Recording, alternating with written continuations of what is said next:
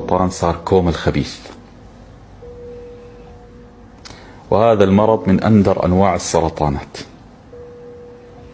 ساركوما أصابني، لله الحمد وتمام المنة، وأسأل الله عز وجل أن لا يبتلي أحدا به، لا عدو ولا صديق.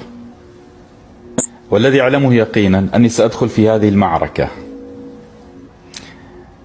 وأعلم أنه سينتصر، وسينتصر انتصارا قويا جدا ولن يبقي ولن يذر. لكن لهذا نصيحتي إليكم كالآتي: بعدما بلغت من العمر 43 سنة وما زلت فتيا، لكن السرطان ظهر أنه قد نهش بي نهشة.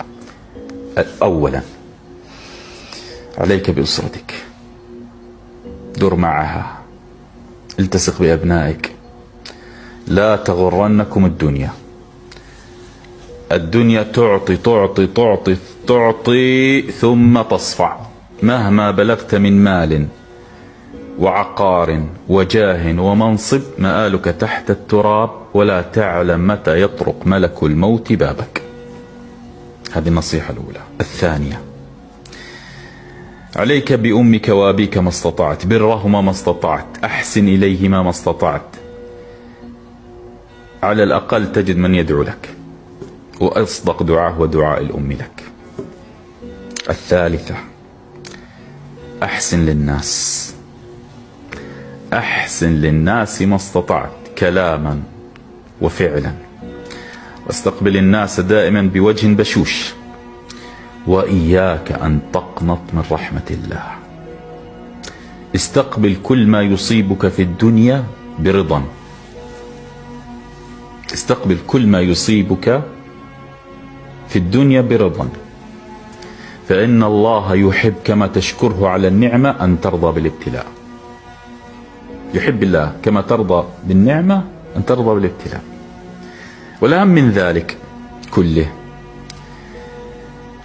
أن في النهاية موعدنا عند رب كريم، عند قاضي القضاة، فأكثروا من الخير في صناعة المعروف في الناس، وأكثروا من الخير في صناعة الخير بين الناس. ستجد ناس يحبونك وناس يكرهونك، المهم أن يكن الله قد رضي عنك. وأعظم ما يرضى الله به عنك إلا من أتى الله بقلب سليم.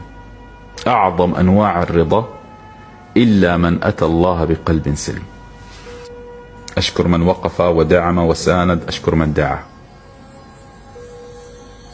أشكر كل من أحسن الظن بي حتى لو أخطأت، أشكر كل من دعا لي حتى وإن كرهني. أشكركم جميعا، وأسأل الله بمنه وكرمه أن يتولاني وإياكم بالرضا.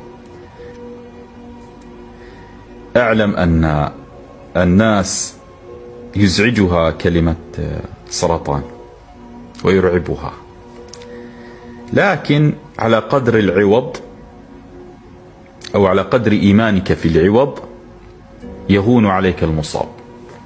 على قدر إيمانك بالعوض يهون عليك المصاب.